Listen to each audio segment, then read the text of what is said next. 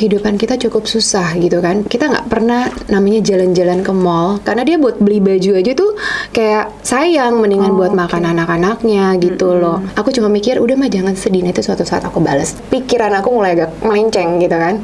Pikiran aku ya udahlah cari jodoh yang udah mapan aja lah. Pikirannya begitu. Aku umur 21 aku sudah menikah. Dipikir menikah masalah selesai. Iya kan? Oke.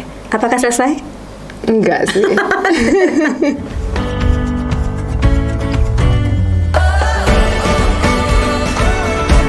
Hai GMCC Berdampak. Hari ini kita ketemu dengan seorang narasumber yang saya juga baru ketemu hari ini. Jadi hari ini kita sama-sama mau find out siapa dia. Dan sebenarnya dia adalah selebgram loh. Oke, kita kenalan ya. Hai Lin. Halo. Kenalin dong. Nelly.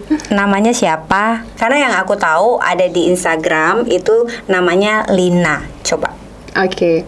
Nama aku Lina Kartika. Lina Kartika. Iya. Oke. Usaha aku di Bakmi Siantar Lina. Bakmi Siantar Lina. Iya. Udah berapa lama? 5 tahun. 5 tahun. Oh, oke. Mau tahu dong, papa mama masih ada kah? Papa mama masih ada, puji Tuhan. Masih ada ya? Tinggal di mana? Tinggal sama aku. Oh ya? Iya. Wah, ini anak yang berbakti loh, ternyata ya. Oke, kita lihat ya, cantik-cantik tapi hatinya taat, terus sayang dengan orang tua, betul ya?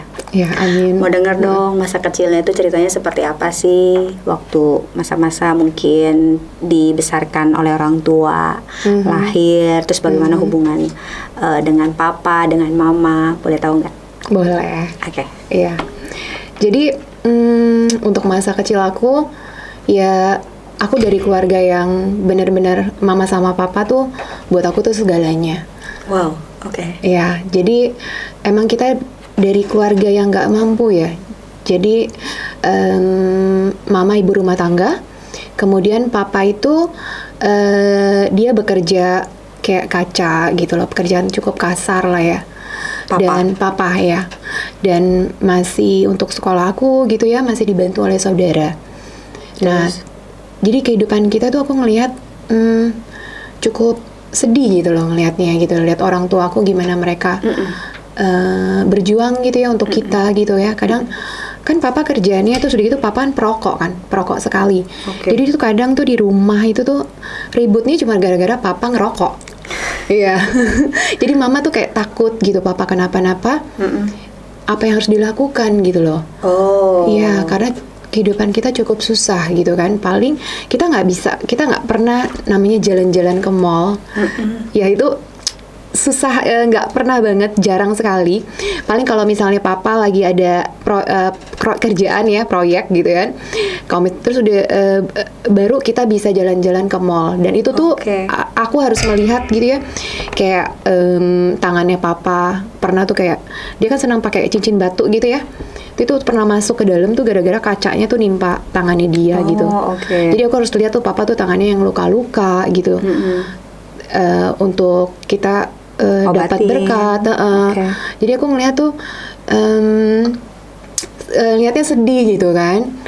Dan kalau misalnya aku mau apa gitu kan ya, pengen sepeda atau pengen apa gitu kan, mama ajarin aku ya berdoa sama Tuhan supaya papa dapat rezeki, supaya papa dapat obyekan dulu bilangnya ya. Dan satu hal lagi gitu ya, pada saat itu pun kita menghadapi cobaan, cici aku itu suka sakit-sakitan gitu loh. Yes. Jadi aku menghadapi kayak dulu kita kan tinggalnya emang kayak di Bekasi gitu ya, kayak di kampung lah ya. Dan itu cici aku sampai gimana ya, kayak terpengaruh atau apa gitu ya. Dia punya mentalnya gitu ya, sampai dia pernah masuk agama lain, terus bolak-balik harus masuk rumah sakit kayak begitu. Pokoknya itu cobaan tuh yang benar-benar kayak cukup berat banget. Gimana orang tua aku melihat banget gimana susahnya gitu, mereka udah hidupnya susah, ditambah cici aku sakit-sakitan, ditambah sampai cici aku juga sampai masuk agama lain gitu kan. Karena emang di keluarga itu sebenarnya nggak ada yang mengenal Tuhan waktu kecil itu. Ya, mama sama papa juga kita sampai nggak pernah ke gereja. Ya waktu itu pada saat ke gereja cuma aku doang, aku sekolah minggu gitu ya. Aku sekolah minggu. Siapa yang antar? Aku jalan dari rumah. Sendiri? Iya sendiri, aku jalan kaki dari rumah gitu kan. Terus ada salah satu teman sekolah aku buka gereja, dan aku sekolah minggu di sana. Dan jalannya cukup jauh dari rumah gitu kan. Nah si mama tuh nggak ke gereja gitu, kadang ongkosnya gitu kan, kadang naik beca dia mahal gitu kan. Terus atau bajunya, karena dia buat beli baju aja tuh kayak sayang, mendingan buat makan anak-anaknya gitu loh. Jadi benar-benar emang kehidupan kita cukup tough banget ya. Iya betul. Jadi pada saat itu pun kakak gereja aku tahu gimana kondisi cici aku yang sakit-sakitan seperti itu gitu kan. Terus aku ingat banget kakak gereja aku cuma bilang sama aku satu hal, Lina, cuma kamu yang bisa bawa keluarga kamu sama Tuhan. Itu aku ingat sekali. Itu selalu ada dalam hati aku gitu, karena aku tiap hari gitu. Dulu aku nangis gitu ke gereja gitu ya, kalau berdoa atau apa, aku bukan nangis ke Tuhan ya, maaf ya. Aku takut, tapi menangis melihat kehidupan keluarga aku gitu loh. Melihat perjuangan orang tua aku gitu kan, yang sampai sebegitunya gitu buat anak-anak mereka gitu kan. Itu tuh kayak sedih gitu. Jadi aku tuh kayak punya cita-cita gitu loh. Nanti aku besar, aku harus bahagiain mama sama papa aku gitu. Karena cuma aku tumpuan mereka gitu loh, aku pikir gitu kan. Dan bagaimana pada waktu itu juga beberapa lah ya, ada saudara gitu ya yang memandang sebelah mata gitu, karena kan keadaan ekonomi kita gitu ya. Jadi aku ingat banget pada saat itu Sincia biasanya kan, Imlek gitu kan, dan kita waktu itu ya pasti mengharapkan, namanya kita juga keluarga yang nggak mampu gitu ya, pasti kita mengharapkan ampau gitu kan ya. Itu udah jauh-jauh gitu kan ya, kita datang ke rumah saudara gitu kan. Terus kita jauh-jauh datang, dan waktu itu udah sampai naik angkot gitu segala macam gitu ya. Dan itu benar-benar kayak kita datang, terus kayak nggak dipandang lah ya ibaratnya. Jadi mereka langsung kayak mau pergi gitu kan. Terus sampai dibilang ada kue, padahal di situ cuma kue gitu. Terus udah begitu dia bilang itu nggak boleh dimakan ya, pinggir-pinggirnya aja, itu buat orang gereja, bilang sama papa. Iya. Terus udah gitu kita cuma sebentar, duduk sebentar banget. Terus mereka langsung pergi. Kita numpang sampai ke depannya aja. Mereka pada saat itu naik mobil Panther kalau nggak salah. Kita numpang sampai ke depan gitu ya, mereka nggak kasih, nggak muat kayak gitu. Padahal masih muat. Sebenarnya bisa gitu kan, pastilah, karena kan Panther kan cukup besar ya. Dan itu kita jalan lagi gitu kan. Terus udah gitu, jadi kita cuman kayak nggak ada makan pun nggak di sana gitu ya. Dan itu di situ tuh mama tuh kayak nangis gitu kan, sedih gitu kan. Terus udah gitu di situ mama bilang kok begini banget ya, katanya gitu, ngomong sama papa, kayak kita kok begini banget ya gitu kan. Terus udah gitu di situ sih aku nggak sedih, di situ aku cuman kayak kesel gitu loh, kayak marah gitu kan, sebagai maksudnya anak-anak masih usia SMP pada saat itu ya. Aku cuma mikir udah mah jangan sedih, nanti suatu saat aku balas, aku bilangnya begitu. Iya, tekad lah ya. Iya, jadi kayak udah harus bertekad banget gitu kan. Tapi nggak semua seperti itu. Jadi kita datang lagi ke rumah saudara yang lain, sangat baik banget menjamu kita gitu loh. Jadi nggak semua orang yang seperti itu. Banyak sekali orang-orang baik yang sangat nggak pernah memandang sebelah mata gitu loh keluarga kita seperti apa, ekonominya gitu kan. Dan jadi kehidupan kecilnya emang bener-bener kayak struggle. Iya. Jadi aku melihat banget gitu loh. Jadi aku pengen banget. Jadi waktu itu juga aku merasa, kok cuci aku kok kayak jadi beban gitu loh buat keluarga. Sempat ada pemikiran seperti itu gitu loh. Terus kok jadi buat keluarga aku kok jadi kayak begini gitu. Jadi aku dari kecil emang punya keinginan untuk bahagiain orang tua aku. Karena memang masa lalunya tidak baik lah ya. Pengen bagian orang tua, artinya harus bisa lebih daripada orang tua yang kemarin, begitu ya? Iya, betul. Waktu masa-masa sekolah bagaimana?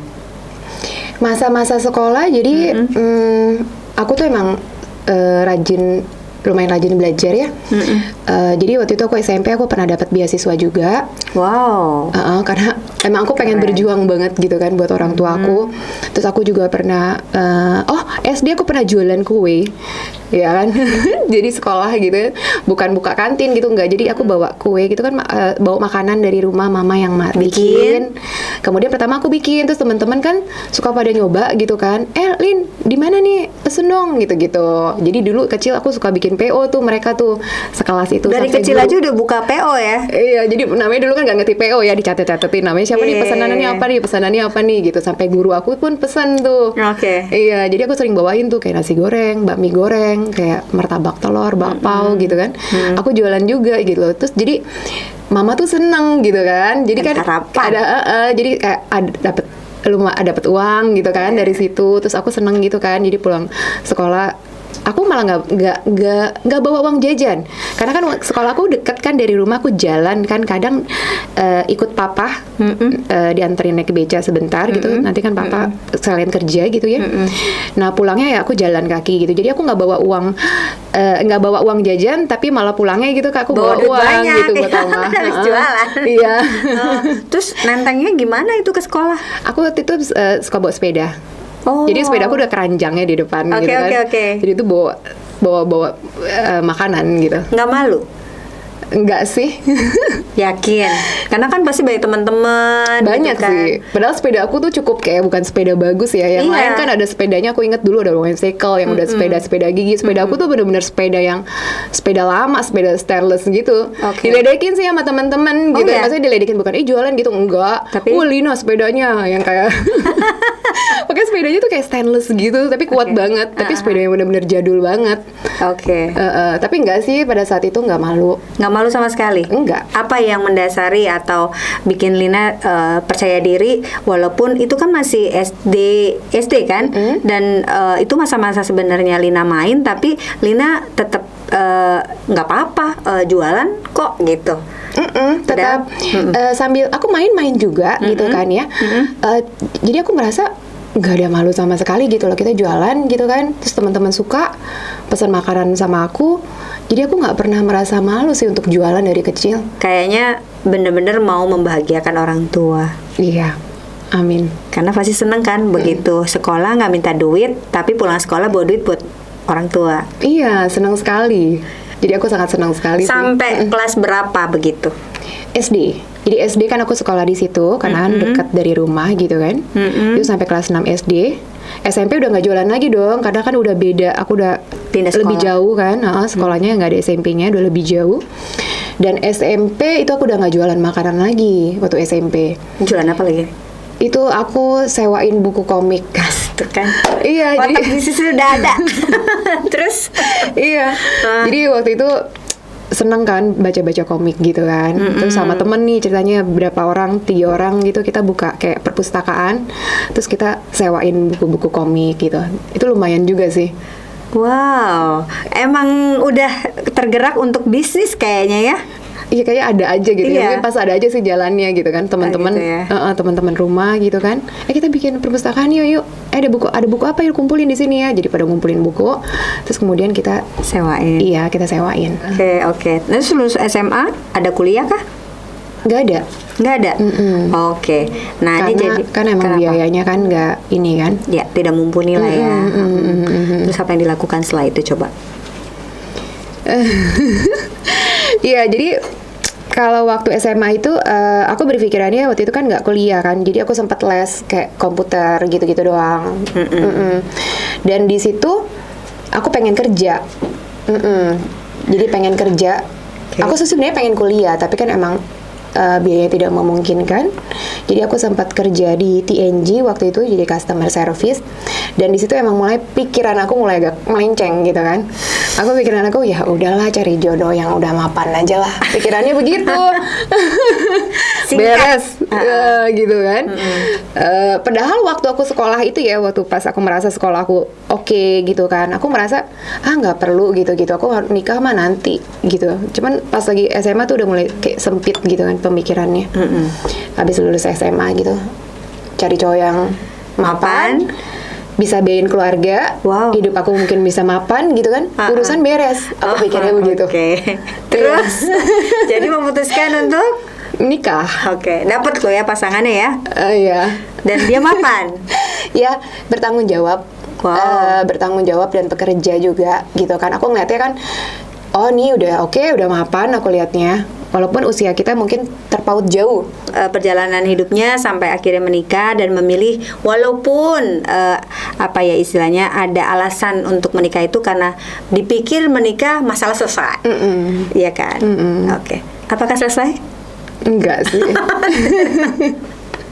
Nggak selesai ya? Nggak Oke, selesai. kayaknya ini akan ada hubungannya dengan bagaimana Lina terus akhirnya memulai bisnis kuliner. Betul nggak? Betul, Setelah betul. pas menikah kan? Iya. Mau dengar ceritanya itu. Gimana?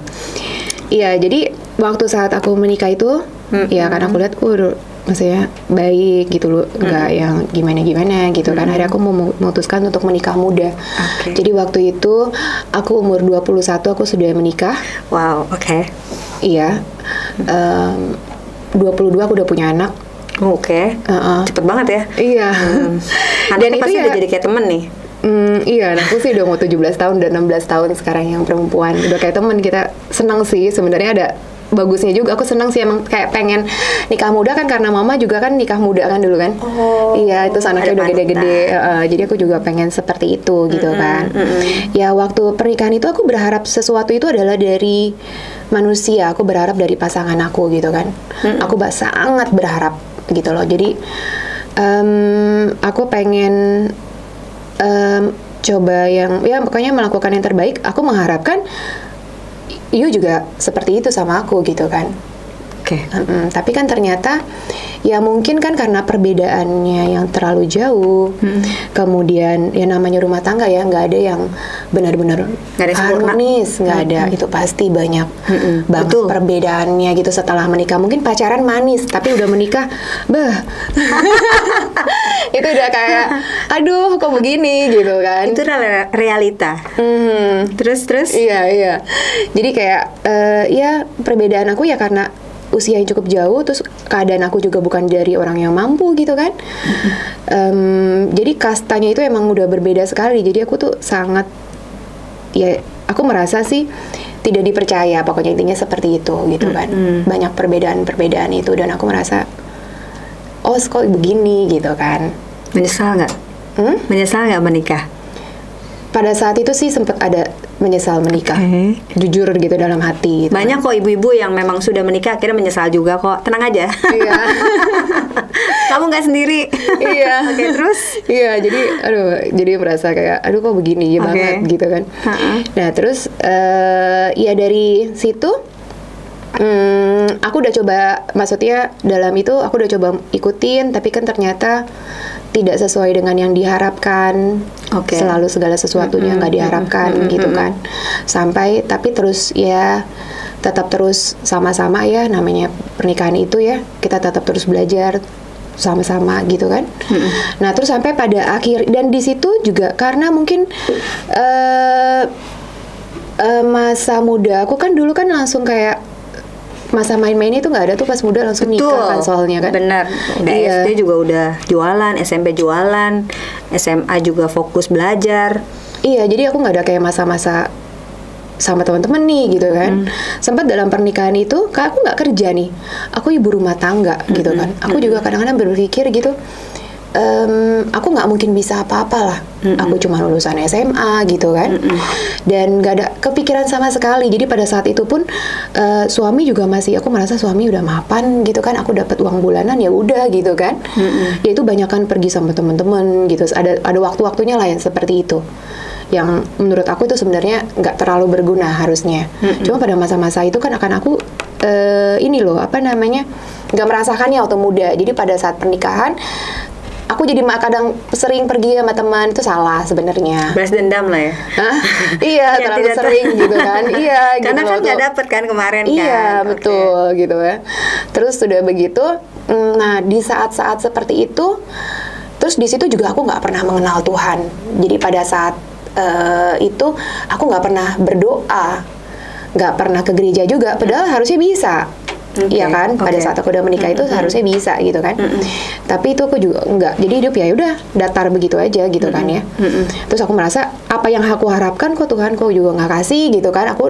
Buktinya aku menikah begini, buktinya hasilnya begini gitu kan, nggak sesuai dengan apa yang aku harapkan gitu ibaratnya. Apa sih yang diharapkan? Bukannya tadi kemapanan? Kan udah mapan, udah bisa jalan-jalan, dikasih duit juga. Ya jadi kayak nggak dipercaya gitu. Oke. Ya terus udah begitu banyak hal yang harusnya aku sebagai istri aku berhak nih ini gini gitu kan. Harusnya aku jangan sampai kayak mentang-mentang aku nggak punya apa-apa gitu loh, jangan sampai bener-bener nggak punya apa-apa doang, aku nih istrimu loh gitu loh. Terus ya itu nggak bener-bener, jadi nikah itu emang kita dipisah gitu soal segala sesuatunya gitu. Kok nikah begini juga gitu ujung-ujungnya gitu. Aku merasa begitu gitu loh. Tidak menjawab masalah.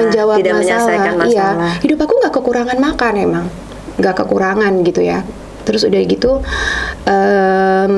ya tapi untuk hal-hal yang kalau misalnya kita pikiran manusia gitu ya, untuk hal kedepannya kayaknya aku nggak ada hak gitu loh. Ibaratnya seperti itulah. Jadi ada batasan-batasan lah ya. Iya, jadi kayak bisa apa? Jadi kayak ya mungkin ya terus terang di sini aku juga ada kayak pisah harta gitu kan, yang tanpa dibicarakan dulu. Ya mungkin karena nggak ada kesepakatan itu. Aku merasa di situ tuh sedih sekali, sedih banget, dan aku nggak bisa berbuat apa-apa pada saat itu. Dan itu yang aku sangat menyesalkan pada saat aku menikah gitu kan.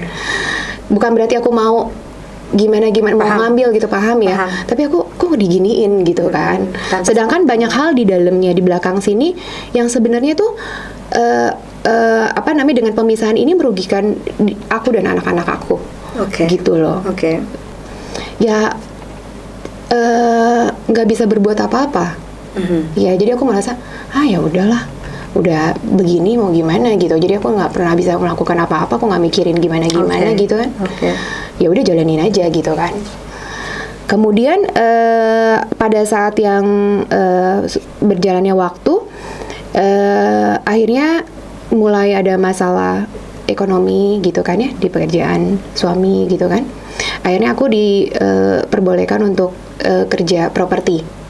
Dulunya aku nggak boleh kerja. Nggak boleh kerja, dibatasin. Waduh, Iya, jadi pernah benar-benar aku di rumah banget dulunya, awal banget nikah nih sampai anakku umur berapa tahun gitu, benar-benar yang ngurus anak doang, yang nggak pernah kemana-mana gitu kan.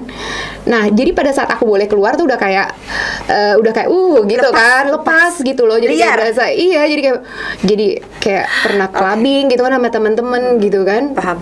Jadi kayak ya seperti itulah kurang lebihnya gitu kan. Dan nah pada saat udah mulai masalah ekonomi, aku udah mulai di situ udah mulai kayak berpikir lebih dewasa pada saat itu. Iya, jadi aku boleh kerja properti di situ, aku fokus itu aku cari uang. Aku pikir kan ya udahlah aku kerja yang tanpa modal gitu kan. Aku kerja di agent properti. Iya. Mulai. Nah dari situ puji Tuhan, emang itu tuh lagi bagus banget. Aku diajak sama temanku kan, masuk tuh jualin apartemen. Di situ aku dari belajar, makanya segala sesuatu yang menurut aku ya kita nggak bisa gitu anggapannya gitu ya. Kalau misalnya kita mau terjun langsung, sebenarnya sih pasti bisa deh. Pasti bisa. Betul, benar. Aku percaya banget. Jadi kita membangun networking sama sesama agent, sama investor, kemudian sama orang-orang pengelola apa segala macam. Itu ada aja sih jalannya. Jadi puji Tuhan dari properti itu bagus banget pada saat itu ya. Berjalan kurang lebih 4 tahun. 4 tahun. Dan sampai pada akhirnya suami aku tuh benar-benar lost, dia keluar, mengundurkan diri dari kantornya, pekerjaannya. Dan itu benar-benar kayak ini banget, baru yang itu benar-benar kayak deg sekali gitu. Dia cuma bilang waktu itu ya pas lagi ekonominya lagi mulai ini, kita udah harus perhatiin ekonomi, jangan sampai terlalu ini gitu, harus mulai dikencangkan gitu kan. Terus tiba-tiba aku dikasih tahu gitu kan, dia juga nangis juga sih gitu kan, kalau dia udah keluar dari perusahaannya gitu kan. Jadi pada saat itu pun properti aku tuh pas lagi mulai pas pajak amnesti. Jadi kita nggak bisa nutup. Dulu kan aku agent, terus aku merangkap juga tuh jadi investor. Jadi kadang aku jual apartemen, aku jual lagi nutup jual lagi gitu kan. Nah sekarang udah nggak bisa karena udah nggak bisa digantung kan. Oke. Jadi penjualan juga udah nggak ada pemasukan gitu kan. Terus akhirnya aku pakai dari tabungan. Aku kan lebih banyak ke cash. Kalau suami mungkin ada properti gitu kan yang punya dia gitu kan. Kemudian akhirnya awal mula banget itu adalah suami masih nggak suruhin aku untuk kerja. Dia bilang dia pengen mulai bisnis pada saat itu di kertas. Dan waktu itu aku ada tabungan, aku ada deposito. Waktu itu akhirnya aku kasih untuk dijalankan bisnis gitu. Oke. Iya, cuman ternyata nggak jalan. Iya, jadi pada saat itu kita hidup kurang lebih setahunan itu benar-benar dari uang yang nggak ada pemasukan. Ada pemasukan sih, ada. Jadi dari waktu properti terus ada suami juga ada beli apartemen, aku juga ada beberapa apartemen. Nah itu cuma dari sewa-sewa apartemen doang. Oke, itu dari hasil sewa-sewa aja. Ya. Nah kemudian jadi itu benar-benar nggak ada pemasukan banget dan aku tuh sempat stres sih. Aku mikir gitu kan di situ kan. Dan di situ aku mulai tuh ngajak mama sama papa, cici ke gereja.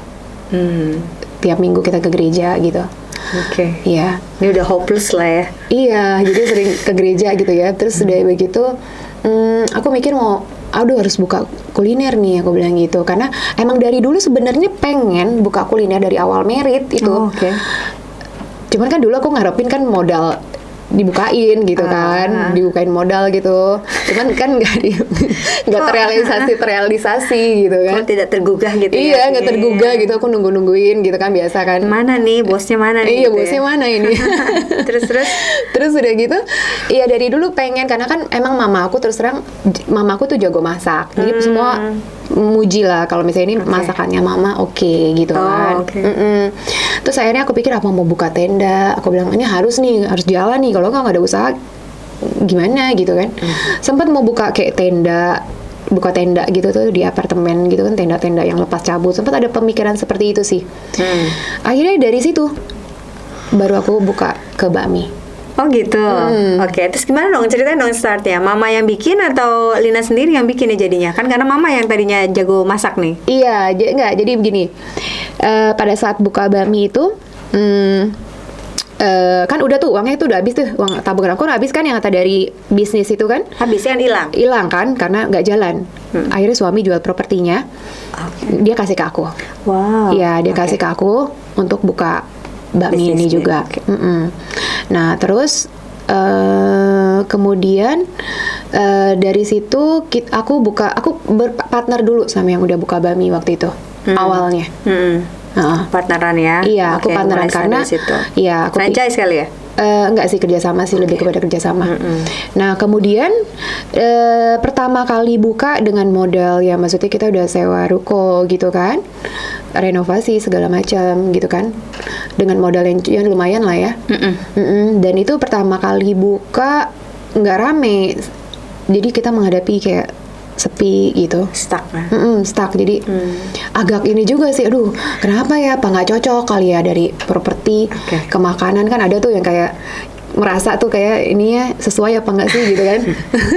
takut nggak cocok. Iya, takut nggak cocok kayak gitu kan, ragu juga ya. Iya, betul. Dari situ merasakan banget sih kayak tak worry-nya gitu, apa aku nggak bisa ya gitu-gitu di sini gitu kan. Nah yang dari masa-masa sepi itu adalah keluarga juga menguatkan semua sih, harus terus maju, ayo maju gitu, terus pasti bisa lah gitu, suruh dorong aku supaya harus maju bisa. Terus ya, pokoknya jangan nyerah gitu ya. Terus sampai akhirnya mulai lagi. Sampai akhirnya ya dari situ aku harus bisa nih ngelayanin customer. Iya, aku harus bisa. Pertama kan kayak belum ngerti kan sebenarnya, masih buta gitu kan. Aku belajar dari situ, Aku juga harus bisa masak gitu. Masak kan di situ kan pakai kompor yang api besar gitu. Aku bisa masak, jadi bisa masak nasi gorengnya, bakmi gorengnya. Jadi kalau chefnya nggak ada, ya aku bisa handle. Ini nggak tutup gitu loh. Nah dari situ aku belajar ya. Aku belajar di masa-masa yang sepi itu, aku belajar bener-bener aku masak, bener-bener aku standby di resto itu. Dapat Gitu. nggak? Maksudnya kan udah pernah kerja sama, terus mulai lagi, terus buka sendiri kan? Jadi pertama kali ini masih kerjasama. Oh masih, Yes, oke. masih kerjasama. Terus gara-gara aku masak, belajar gitu ya, akhirnya puji Tuhan sih viral, puji Tuhan ya.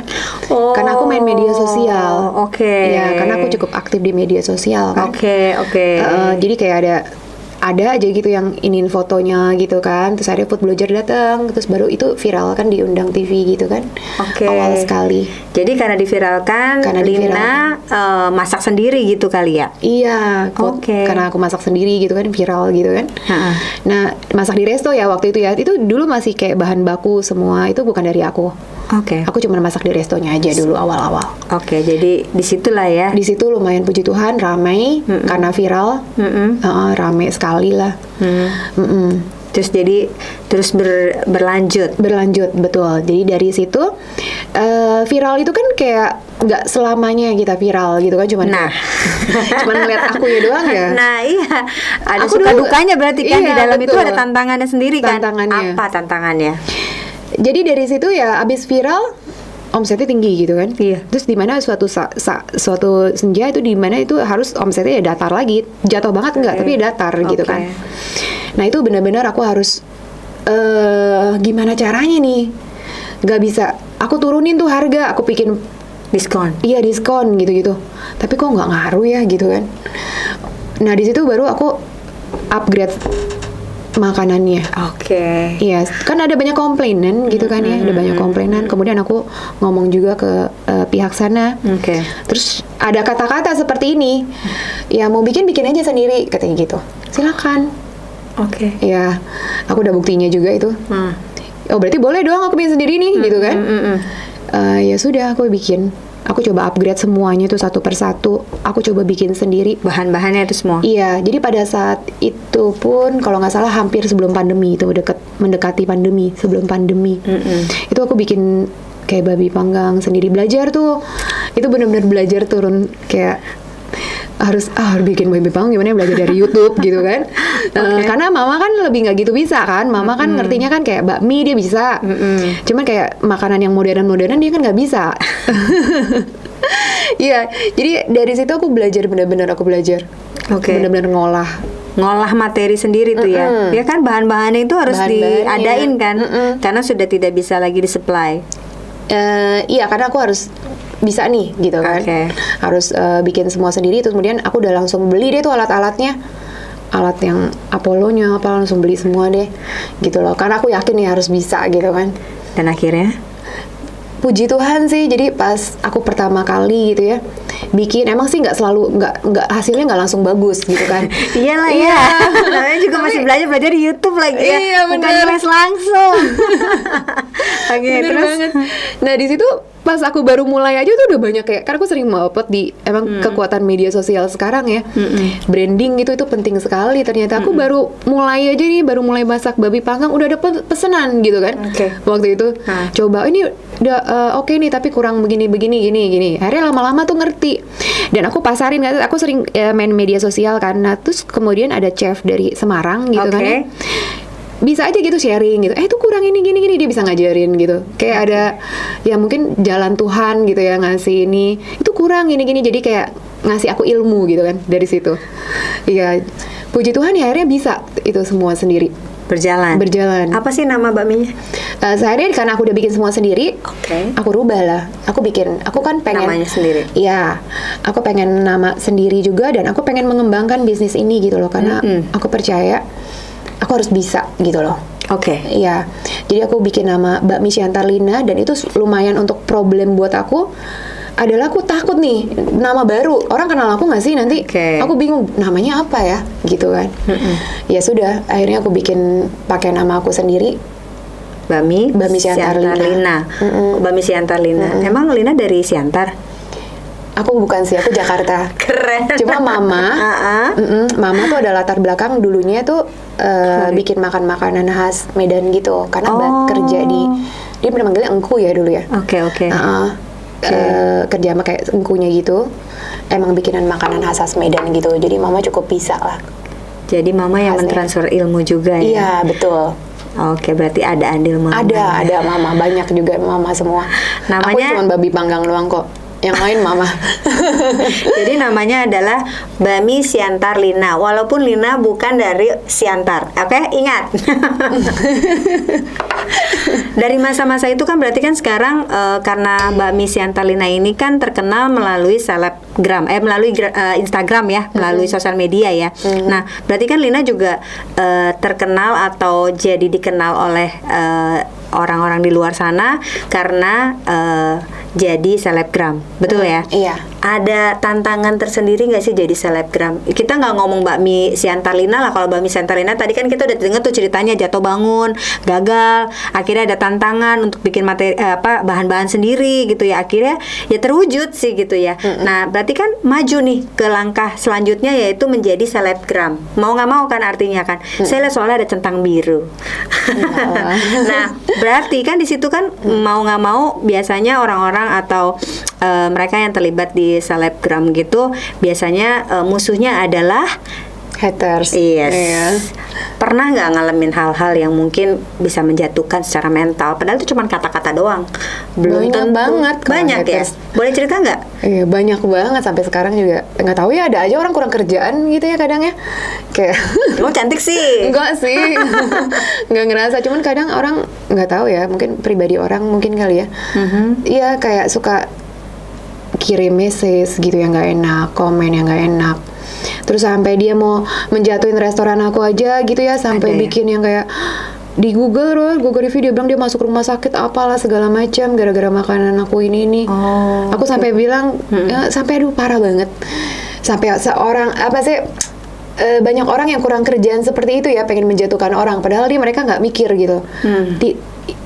Semua kita hidup kan tabur tua ya kan. Iya.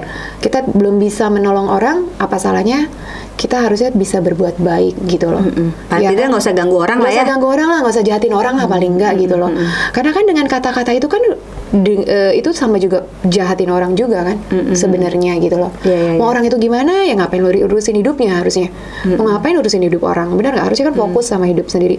Dan untungnya aku tuh bukan orang yang kayak melo yang selalu kayak diomongin orang terus aku langsung kepikiran. Aku tuh orangnya super cuek banget. Oh iya, oke. Aku puji Tuhan banget, aku dikasih sama Tuhan yang super cuek. Jadi walaupun ada masalah apapun, aku tetap bisa tidur nyenyak. Wah, gitu. nikmat banget itu. Iya.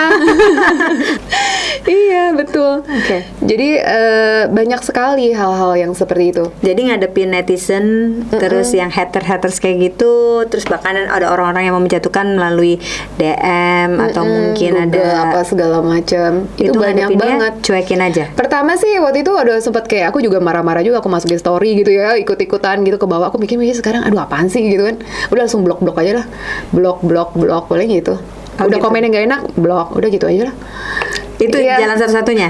Iya, karena mau ngapain lagi gitu kan. Mereka bilang aku apalah gitu kan. Kan mereka nggak tahu hidup aku sebenarnya. Kayaknya mereka udah lebih tahu cerita hidup aku gitu kan. Tapi hari ini aku rasa mereka tahu bagaimana cerita dan kisah dari hidup Lina. Karena kan tadi udah udah ada sharing tuh waktu masa kecil, terus papa mama bagaimana berjuang, terus akhirnya Lina berganti untuk berjuang untuk mereka gitu kan. Harusnya kalau mereka mendengarkan podcast ini, mereka harusnya tidak lagi ya ngomong sembarangan atau bicara sembarangan ya, sebagai haters menjadi ya favorit lah ya gitu ya. Ngefans gitu ya sama yang namanya Lina. Iya kan? Enggak sih, cuman biasa aja. Oke ya, semoga ya. Iya, betul. Oke, berarti ini kan udah ada cerita-cerita dan kisah dari Lina, dan dimana akhirnya Mbak Miss Siantar Lina ini luar biasa ya. Tuhan berkati lah ya. Dan Puji kalau Tuhan. nggak salah udah ada beberapa cabangnya. Berapa cabangnya kalau boleh tahu?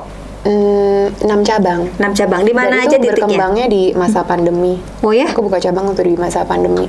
Wow. Dan puji Tuhan lah itu karena ya bukan karena kekuatan aku juga, itu karena Tuhan. Amin.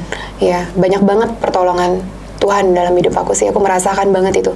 Jadi Oke. pada saat aku buka bakmi, Tuhan dari dari aku buka bakmi itu ya, aku merasakan banget sih pertolongan Tuhan banyak buat hidup aku. Haleluya. Amin, puji Tuhan. Jadi justru gara-gara pandemi jadi bisa buka cabang. Ada Iya. 6 tadi cabangnya. Di mana saja titiknya?